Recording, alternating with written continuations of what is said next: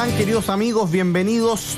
Esto es Nuevas Voces en Agricultura, jueves 26 de octubre, 13 ya con 6 minutos. Estamos comenzando una nueva edición de nuestro programa. Tenemos la pantalla como en diagonal, Alejandro San Francisco, así que aquí nos vemos con algo de medio ladeado. Pero usted la imagen la está viendo muy bien, por supuesto, a través de Agricultura TV, de nuestras señales digitales, las frecuencias de Agricultura. Para esta conversación de jueves de historia ya está con nosotros Alejandro San Francisco, académico de la Universidad San Sebastián, director de formación del Instituto de República, conductor también del podcast acá en Agricultura, Historia, Libros y Banderas. ¿Cómo estás, Alejandro? Bienvenido. Muy bien, pues Tomás Bengolea, muy contento. Se está acabando octubre, Así ni más es. Ni menos. Impresionante cómo avanza el año, ya no queda nada. Y se notan las temperaturas, empieza a hacer calorcito. Tenemos un tema bien interesante, y que además nos ha dado noticias durante la semana, porque tiene que ver con la situación política latinoamericana, pero por supuesto en particular con lo que ha pasado en Argentina, ¿no? Hubo elecciones presidenciales, la primera vuelta presidencial de Argentina este pasado fin de semana, el domingo particularmente, y es interesante por supuesto saber cómo se está desarrollando el panorama político en el país hermano, en el país vecino. Ha sido una elección cargada de atención o de tensión, porque hay una figura política, un fenómeno político muy novedoso que es el de Javier Milei. Es bien interesante lo que está pasando en Argentina. Quizás para contextualizar, Alejandro, Argentina es un mundo político que resulta a veces muy difícil de entender, porque no es tan fácil como dividir en izquierda o derecha, ¿no? Uno podría decir en Chile, bueno, acá está la izquierda, acá está la derecha, en Estados Unidos un poco lo mismo, en España un poco lo mismo, sin prejuicio que se han ido separando partidos, pero en Argentina el límite es más difuso porque hay un factor o hay un elemento muy influyente, una corriente muy influyente que es el peronismo. Y hay peronistas más en la derecha, hay otros más en la izquierda. Entonces te empiezan como a difuminar esos ejes. Quizás a modo de introducción, ¿en qué consiste el peronismo? ¿Por qué en Argentina, cuando uno piensa en política argentina, es tan relevante el papel del peronismo? Lo que ocurre, Tomás, es que estas elecciones, que fueron muy, muy importantes, que pueden ser las elecciones más importantes del siglo XXI, tienen en parte novedad, como la que representa Javier Milei, y en parte tradición, como la que representa el peronismo. El peronismo viene de los años 40, cuando asume como gobernante, pero antes tiene influencia pública, Juan Domingo Perón, un general de ejército, un hombre de armas muy carismático, que llega con una idea de regeneración nacional inmediatamente después de la Segunda Guerra Mundial, y el 46 asume el mando. Y Juan Domingo Perón no se entiende sin Eva Duarte de Perón, claro. Evita. Él era bastante mayor que ella, y además la sobrevive mucho tiempo, porque ella murió en 1952, en tanto Juan Domingo Perón murió en la década de 1970. Y el peronismo es una escuela política distinta a un partido conservador o liberal, distinto a un partido marxista, que desde el punto de vista ideológico es bastante sincrético, incorpora elementos de nacionalismo latinoamericano. Perón también citaba esa frase de Marx al final del Partido Comunista, estas ideas de proletarios de todo el mundo unidos, una frase que ocupaba Perón. Tenía un cierto halo fascista también en su militarismo. Era de un estilo de acción populista acrecentado por Evita Perón, en el sentido de que había que hacer solo aquello que el pueblo quisiera, claro. Con gran presencia estatal y con dádivas hacia los sectores populares, lo que Evita llamaba los descamisados, y que transforma a su proyecto político justicialista como peronismo, es decir, con un carácter personalista. Claro. Y esto que termina de mala manera porque sale del poder, sin embargo queda en la cultura política argentina. Y de hecho cuando él vuelve al poder, vuelve primero él, vuelve Cámpora, después cuando muere asume su nueva mujer, María Estela Martínez de Perón, pero el peronismo ya pasa a ser una entidad que, como tú decías, tiene todas las bifurcaciones que queramos imaginar. Incluso hay movimientos guerrilleros de carácter peronista en los años 60 y comienzos de los 70. Y tiene, para terminar, un par de cosas interesantes. Primero, prácticamente hasta Macri, los gobiernos no peronistas no terminaban su periodo, o sea, eran interrumpidos por alguna razón, habitualmente forzados por los sindicatos, que tienen una asociación entre lícita e ilícita con el régimen peronista, y por otro lado hemos tenido gobernantes peronistas de más diversas tendencias. Carlos Saúl Menem era peronista, claro. Era una persona que nosotros situaríamos conceptualmente más a la derecha. Claro. En cambio, Kirchner y Cristina Fernández también lo son, obviamente, de una facción que hoy día tiene el nombre como kirchnerista, y que representa lo que podríamos llamar el socialismo del siglo XXI, y se suma a ellos Alberto Fernández, que es una figura de ese talante. Cambio Massa, por ejemplo, es una figura que se reconoce más centrista. Algunos lo califican una veleta política que va para allá y viene para acá, pero que ha sido ministro de Alberto y de Cristina. Alejandro, te hago una pregunta antes de entrar efectivamente ya a uno de estos derivados del peronismo, que es el kirchnerismo, que en buena medida está en la discusión o en las disyuntivas de las últimas elecciones, y del domingo pasado, la que vendrá ahora el 19 de noviembre en Argentina. Te quiero preguntar un poco por la historia de Argentina, pero en relación a la chilena, porque cuando uno muchas veces nos ha tocado conversar acá mismo el Chile en la segunda mitad del siglo XX, y en Latinoamérica de los regímenes militares o de las revoluciones o bien de los golpes de Estado, ¿qué se podría decir al respecto a Argentina? ¿Cómo fue esa relación? ¿Hay algún paralelo con la realidad chilena en términos de presencia militar, en términos de revolución?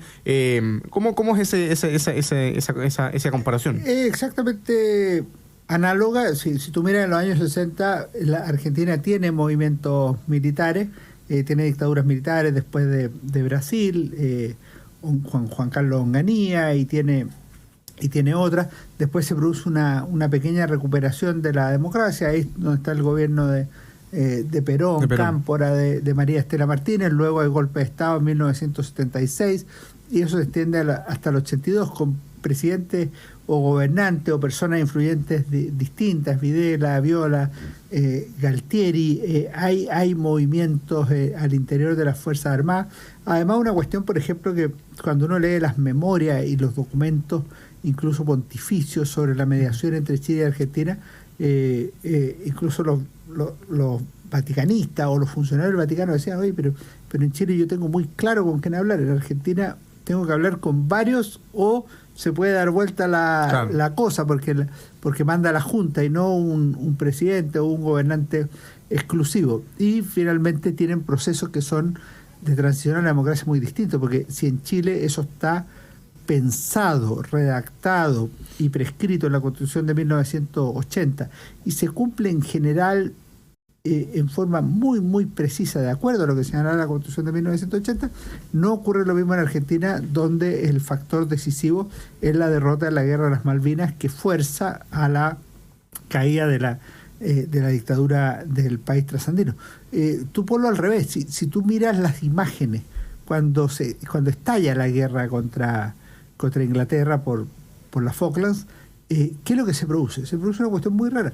Todo el pueblo argentino, o mayoritariamente, asiste a la Plaza de Mayo a dar su apoyo a la guerra argentina, a este combate. Algunos incluso gritan: después viene Chile.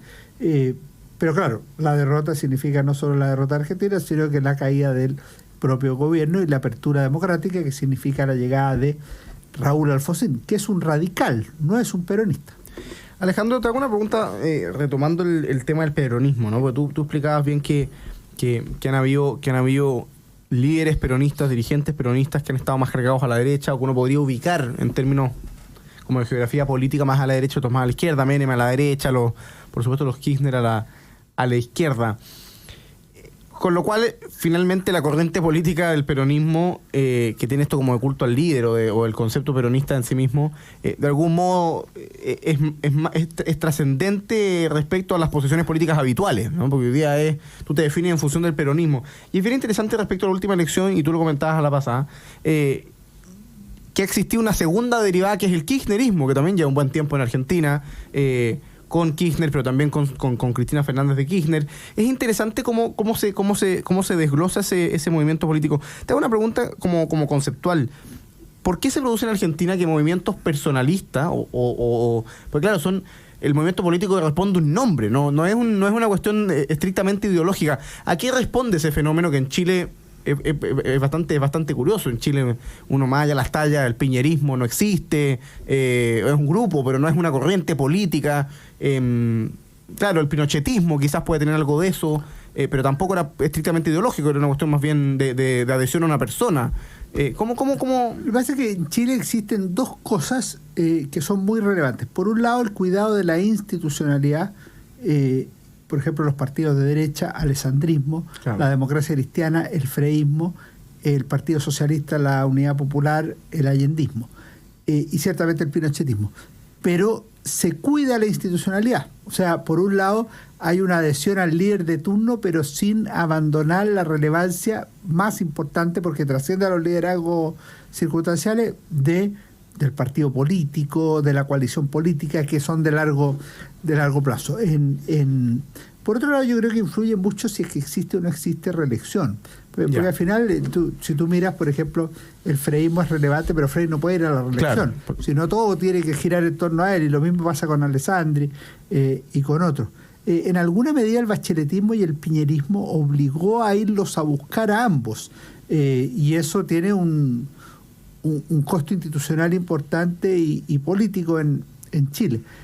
Pero en Argentina resulta que Cristina Fernández se reelige. Obviamente no tiene ninguna capacidad en el caso de Alberto Fernández, porque el gobierno está muy desahuciado, pero Kirchner, Fernández sí constituyeron una entidad. Y esto implica dos cosas. Por una parte, el liderazgo momentáneo que ellos tienen, pero también cómo influyen, se incrustan, determinan las estructuras de poder en la sociedad argentina, en las provincias, en el conurbano de Buenos Aires, en la estructura del partido, en los cargos que tienen dinero, etcétera, etcétera. Y eso les da un poder que es muy superior al que podrían tener en un partido, por ejemplo. Claro. O sea, eso ya depende del que está aliado con Cristina versus el que está peleado con Cristina, que es literalmente una forma distinta. Y fíjate que ese fenómeno se repite con Ortega en Nicaragua, se repite con Chávez Maduro en Venezuela. Hagamos una pausa comercial, Alejandro. Estamos acá en Nuevas Voces de Agricultura, nuestro jueves de historia, con el profesor Alejandro San Francisco, académico de la Universidad San Sebastián, director de formación de Res Pública. Breve pausa comercial y volvemos con esta conversación. Ya vamos a entrar de lleno, por supuesto, a qué pasó en Argentina el pasado domingo 22 de octubre, qué explican los resultados, el surgimiento de Massa, el paso a segunda vuelta de Milei. Por el contrario, la derrota, diríamos, del partido macrista, ¿no? O de la candidata de Mauricio Macri. Hay estos elementos interesantes, así que a la vuelta a la pausa conversamos de eso acá en Nuevas Voces de Agricultura. Estamos de vuelta, queridos amigos, con su programa Nuevas Voces en Agricultura. Estamos conversando con Alejandro San Francisco, académico de la Universidad San Sebastián de la Universidad Católica, director de formación de Res Pública. Conversación que usted, por supuesto, puede seguir en Agricultura TV, el canal de YouTube de Radio Agricultura. Puede hacernos llegar su opinión en nuestras redes sociales, Nuevas Voces 921, Nuevas Voces 921 en Twitter y Nuevas Voces Chile en Instagram y TikTok, donde puede ir, por supuesto, más siguiendo el contenido que vamos publicando ahí en las distintas plataformas digitales. Vamos a saludar a quienes hacen posible el programa y seguimos conversando aquí con Alejandro San Francisco en este jueves de elección argentina, pues es el tema que nos convoca hoy día.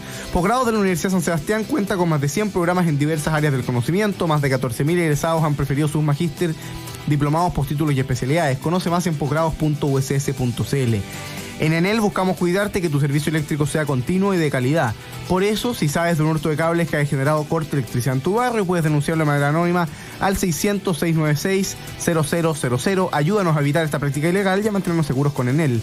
Lo mejor de trabajar en BCI es que puedes contribuir de tu propósito a hacer una diferencia en la vida de las personas y de la comunidad. Gracias a BCI. Alejandro, gana la primera vuelta con mayoría relativa Sergio Massa, con el 36,7% de los votos. El actual ministro de Economía del gobierno, Alberto Fernández, el candidato del peronismo o del kirchnerismo, y pasa a la segunda vuelta con Javier Milei, quien había dado la sorpresa en las primarias obligatorias que tiene Argentina, en las PASO que se desarrollaron hace solo un par de meses.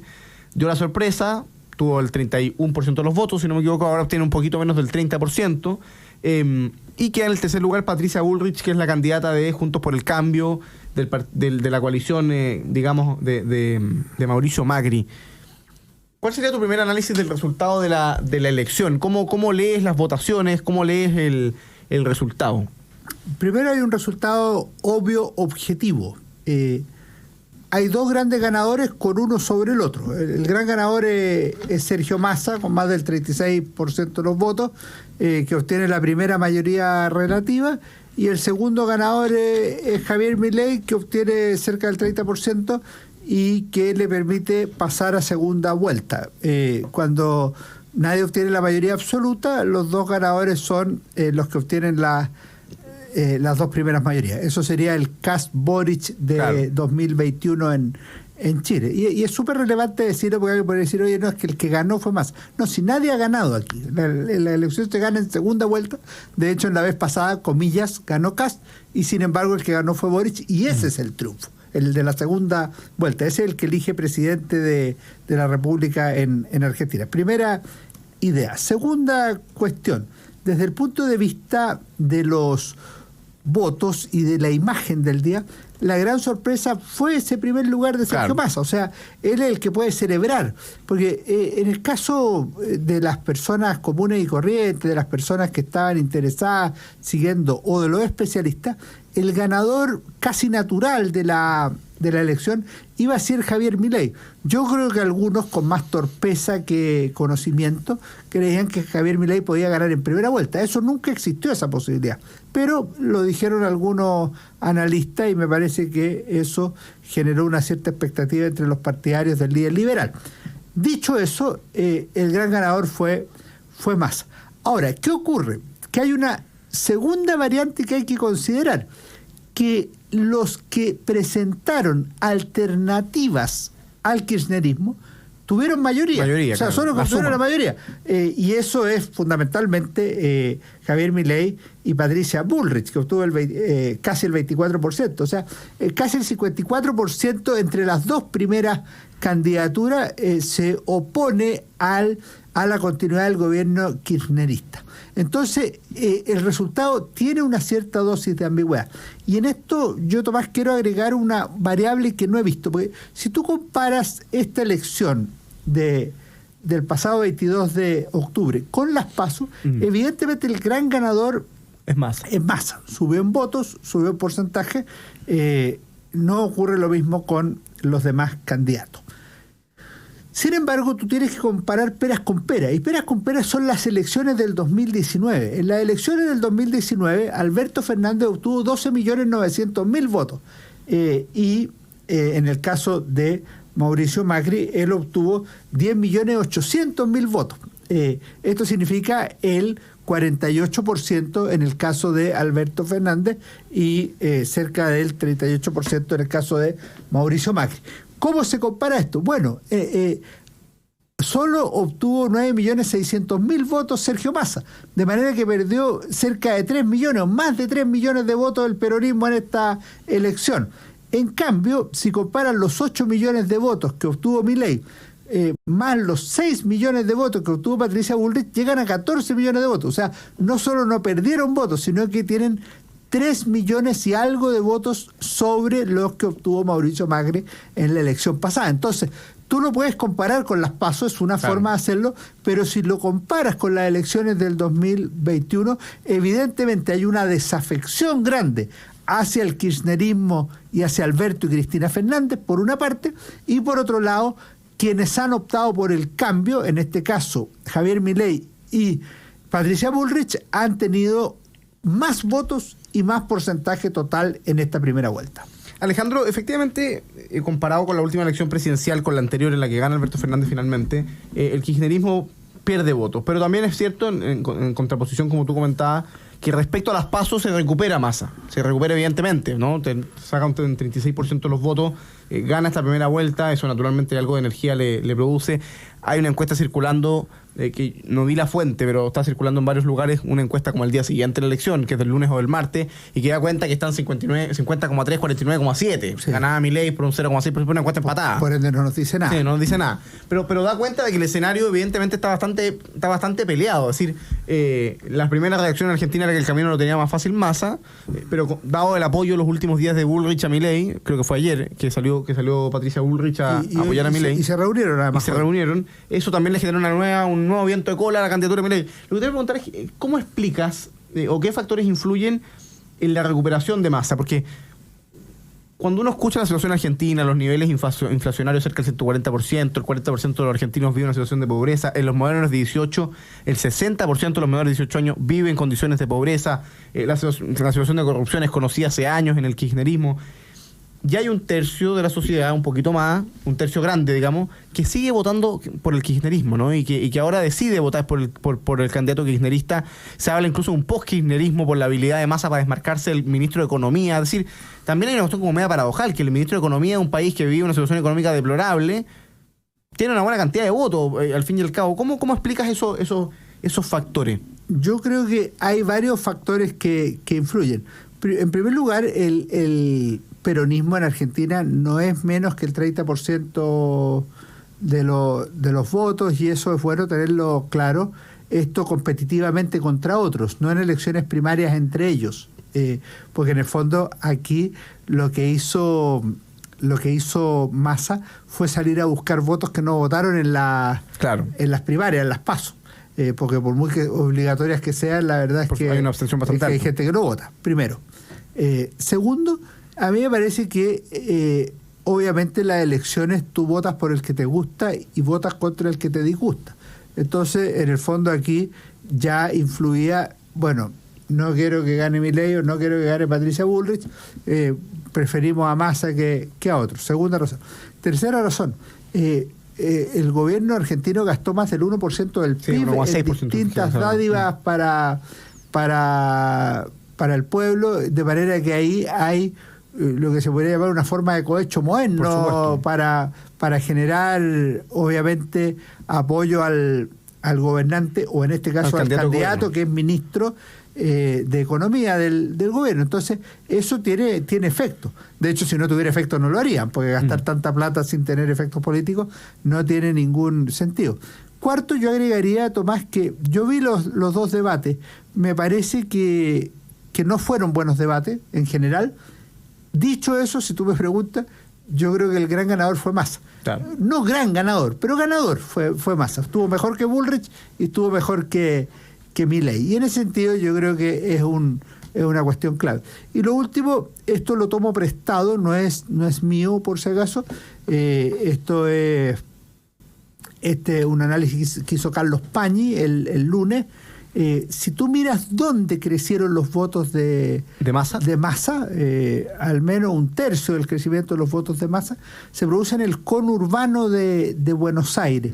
Y ahí lo que dice Carlos Pañi es que habría un efecto que podría ser el voto cristinista. O sea que puede haber una alianza, o pueden haberse hecho andar los resortes del kirchnerismo de Cristina Fernández, y que eso tiene que verse cómo se explica y cómo se desarrolla en el futuro. Pero Carlos Pañi tiene un gran libro que me parece que se llama El Nudo, que analiza efectivamente el fenómeno electoral y barrial de Buenos Aires, y él hace el lunes un excelente análisis electoral de Argentina en Buenos Aires, claro. no en todo el país. Y yo lo encontré muy, muy notable, muy interesante. Alejandro, a propósito de Cristina, ¿no? Porque una de las decisiones estratégicas de la campaña Massa, sobre todo en el último tiempo, es precisamente apartarse del kirchnerismo, ¿no? Y el peronismo trata de aparecer como un candidato distinto. En el Clarín del día lunes, el diario El Clarín, venía una columna que hablaba del post-kirchnerismo, ¿no? Como Massa y el post-kirchnerismo, como si fuese una suerte como de evolución, de renovación del kirchnerismo. A tal punto que Cristina ni siquiera estuvo en el búnker de Massa, fue a votar a su provincia y estuvo todo el fin de semana en las votaciones allá, apartada. Lo mismo Alberto Fernández, tampoco estuvo en el búnker. Entonces hay también ahí cierta habilidad de Massa de desmarcarse del kirchnerismo y de ser capaz de hacer creer que eso es así, ¿no? Siendo que es el ministro de Economía. Es una cuestión bien interesante. Se juntan las dos cosas, pues la habilidad de Massa y la falta de habilidad de los opositores. Porque efectivamente, si él es ministro de Economía, la pregunta es ¿por qué admira tanto a Alberto Fernández y a Cristina, que decide trabajar con ellos en un gobierno que prácticamente está demolido, derrumbado, en un gobierno con 200% de inflación? Pero a él algo lo lleva a trabajar en este gobierno de los Fernández. Y en ese sentido me parece que se junta tanto su habilidad, que yo creo que es un político hábil de nivel, con la falta de talento, de capacidad de los opositores. Alejandro, te hago una pregunta dado que se nos va acabando el tiempo, pero en la otra vereda. ¿Qué explica el fenómeno Milei? Que ha sido un verdadero fenómeno electoral. Milei, una persona que hace 6 años no estaba en política, que es electo diputado, que funda La Libertad Avanza, que genera un mensaje, él denomina libertario o de muy liberal. Se le ha calificado de populista en algunas ocasiones. El análisis, yo diría, del lugar común lo ha tildado de un peligro para la democracia, un gallo con un carácter bastante especial, de mensajes muy duros y muy ofensivos muchas veces, que en su minuto capitalizó la rabia, pero al mismo tiempo lo dota de un contenido que es conceptual. Él siempre habla del libertarismo, de los liberales, la participación de Venegas Lynch hijo. Es decir, hay un fenómeno que no es puramente populista. Así que ¿cómo ves el caso Milei, que tiene un tercio de los votos de Argentina, va a estar en la segunda vuelta? Yo diría 2 o 3 cosas y luego la conclusión.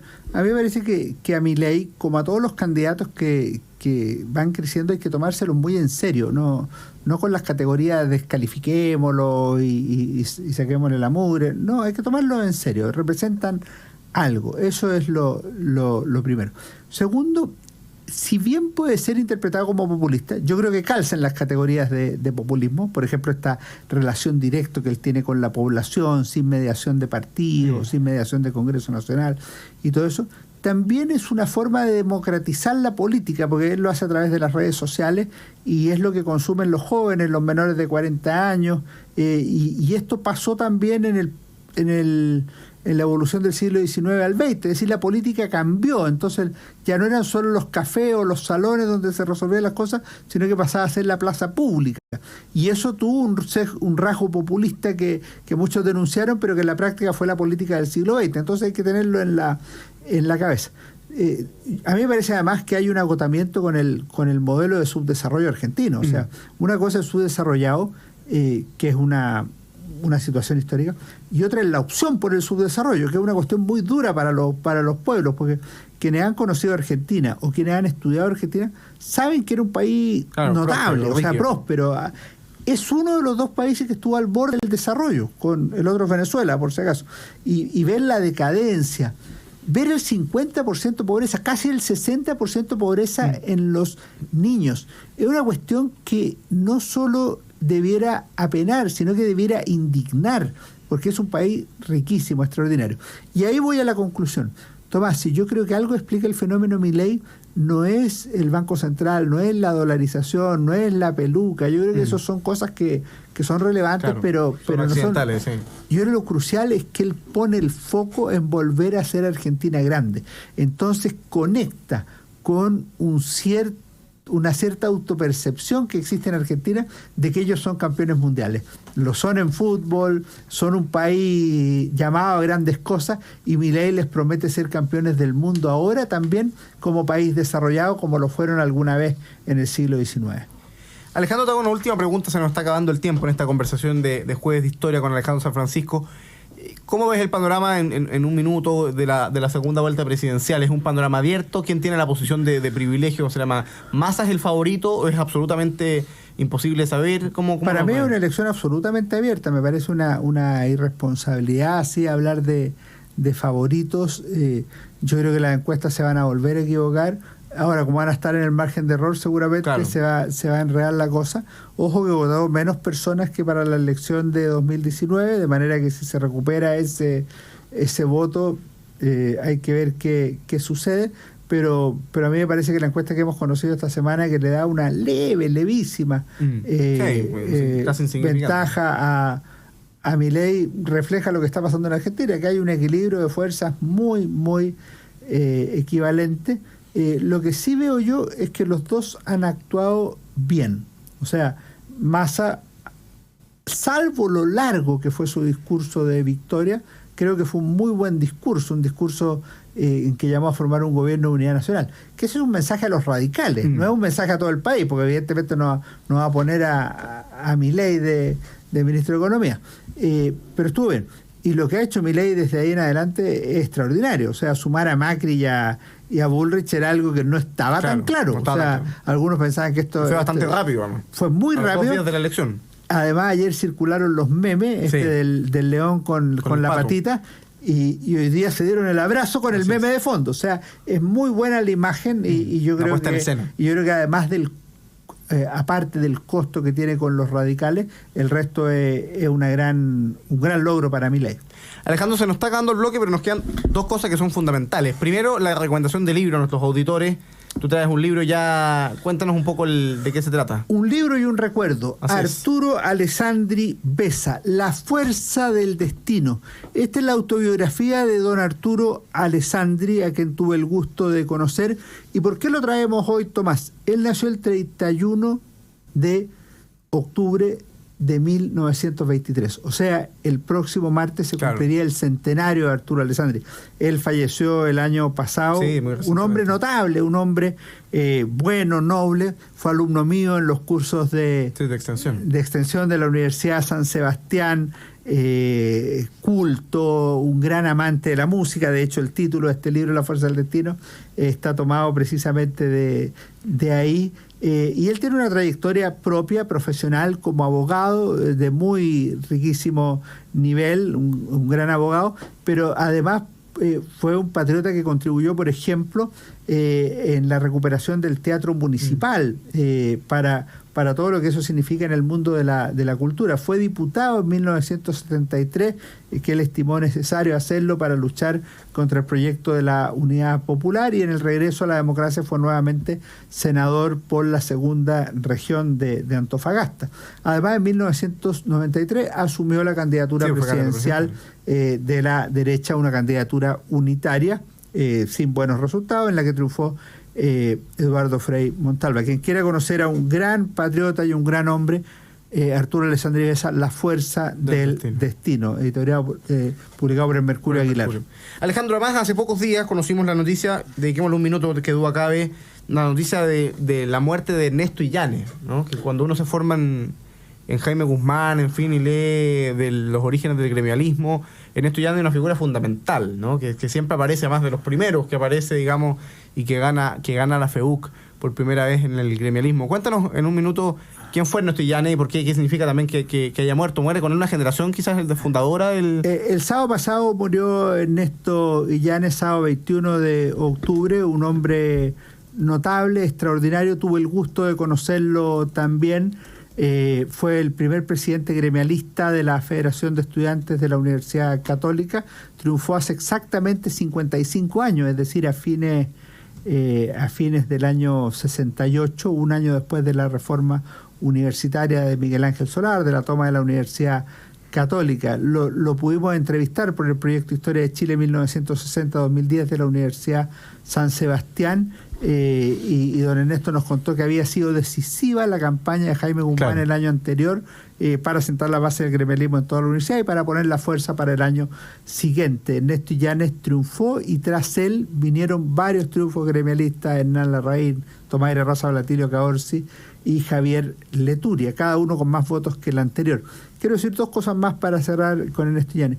Ernesto Illanes me pidió que yo diera un curso en la escuela en ingeniería comercial en la Católica, que se llamó Grandes Ideas y Cultura en Occidente, que lo dimos varios años con la profesora Catalina Balmaceda, y que veíamos las grandes corrientes del pensamiento occidental desde los griegos hasta hoy. Y fue un curso muy bonito, y él tenía esta obsesión de hacer esta especie de curso norteamericano que en alguna medida tomó la Universidad San Sebastián. Yo creo que Ernesto Illanes es una figura que además era el que le revisaba todos los artículos económicos a Jaime Guzmán, y tenía gran incidencia en los temas de esta naturaleza en Revista Realidad, por ejemplo, que fue clave a fines de los años 70 y comienzo de los años 80. Una gran persona. No pude acompañarlo lamentablemente en su funeral porque estaba en las elecciones en Argentina, pero lo recordamos con gran cariño. Alejandro Francisco, con eso vamos a ir cerrando este segundo bloque. Te agradezco la conversación como siempre aquí en Nuevas Voces de Agricultura. Nosotros hacemos la última pausa comercial y volvemos para seguir conversando aquí en Nuevas Voces con Manuel Concha, CEO de KMRP. Vamos a estar conversando un tema bien interesante y bien contingente lamentablemente, así que a la vuelta a la pausa los esperamos acá en la 92.1 FM.